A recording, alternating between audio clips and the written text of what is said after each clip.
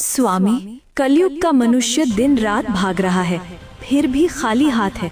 आज मुझे सिर्फ 3 प्रश्नों में मनुष्य की 3 सबसे बड़ी भूल बताइए। ध्यान से सुनना पार्वती, क्योंकि ये सत्य कड़वा अवश्य है, परंतु यही मोक्ष का मार्ग है।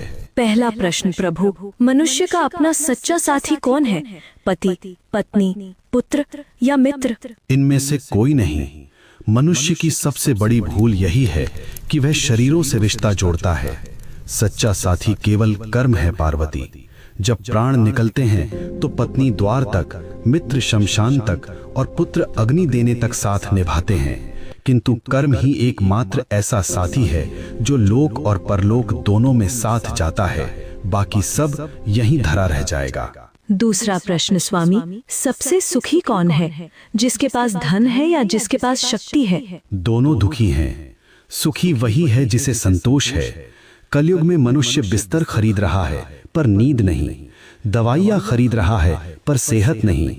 धन से सुविधा मिल सकती है पार्वती, पर शांति नहीं।